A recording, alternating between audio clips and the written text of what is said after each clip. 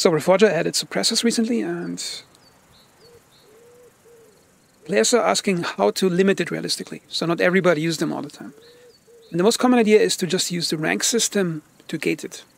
And I think it's a bad idea, because the rank system, it incentivizes players to play a certain way to get something, and then they stop doing it when they have what they want.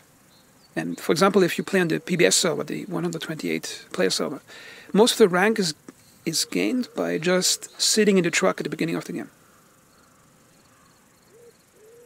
So now I have an idea how to change the way you get access to suppressors and add other items you can unlock with it. And on the surface, this idea sounds extremely stupid. However, let me explain. And here's the second part of the idea: unlockable cosmetics. Yeah, no, it sounds really stupid. So here's the idea. Players will be able to unlock subtle modifications of their character and of their gear. Like, for example, sunglasses, ushankas that flop around, mustaches, opening a shirt, 1 or 2 or 3 buttons, or, for example, on the ushanka, players should be able to select which flap goes up and down on each side, and it should flop around in the wind and collide with the character.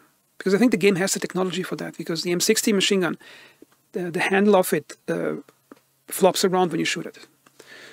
And it doesn't have to be server-side, it could be client-side. So you see it flopping around on other players, but it doesn't have to have server authority on how accurate the flapping is. So it wouldn't take network bandwidth. And other things would be thick and thin mustaches, accurate to the 80s, sunglasses, and especially on the American side, face paint. And the sleeves up to the biceps, to the elbow, to the forearm, and completely.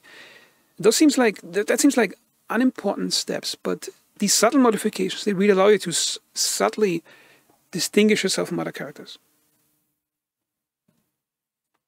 Or when you open your shirt, different 4 or 5 stages, and the choice of different shirts that would be accurate to wear in the time period for that side. And here's how you would unlock it. And the same for suppressors. Basically, let's say you stay alive for half an hour, then you unlock a mustache or some type of ushanka or face modification or something. And when your character dies, you lose all your progress completely. That introduces the fear of losing things, a bit similar to DayZ, and it channels that fear and the desire for vanity items into players behaving realistically, which means players trying to stay alive in combat. And consider, let's say you spawn in the base, you see another player coming by asking you to go on a mission, and he has like a thick mustache, unshaven beard, a lot of modifications on his gear. That means the guy's probably is alive for 1 or 2 hours already. So if you stay with this guy, he's probably going to be more careful in the way of situations he's going to lead you to. And the same for suppressors. If you stay alive a long time, then you get some items that will be rare, not every soldier would get. And I think that's the best unlock system, because it's harsh, like DayZ, and it channels the player behavior into how the game wants players to behave. And the modifications themselves, they could be unlocked in certain ways. So for example, let's say you equip Ushanka, and you're already alive for half an hour. Then you could right-click on the Ushanka on the inventory screen and select left flap down, right flap down. Or you could have some preset menu that you could do between games, so you don't have to do it on the fly. But I think the best way is to make it on the fly. So let's say you equip it, and you could do it on the fly, and as you progress, or unlock, as you stay alive in combat, you could modify it on the fly. Let's say it starts raining, you roll your sleeve down. Let's say the sun is out, you roll the sleeve up just so it looks nicer. And there could be also modifications to it, because a truck driver who drives supplies back and forth, he's likely going to end up less in combat than a player doing combat. So he obviously is going to have an advantage on unlocks.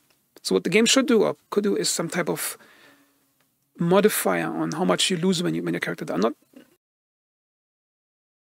Not a modifier on how much you lose, but how fast you get it back. Let's say you survived half an hour, and you unlocked half an hour's worth of items. And let's say you took out 5 enemy players and kept the flag while you were doing that.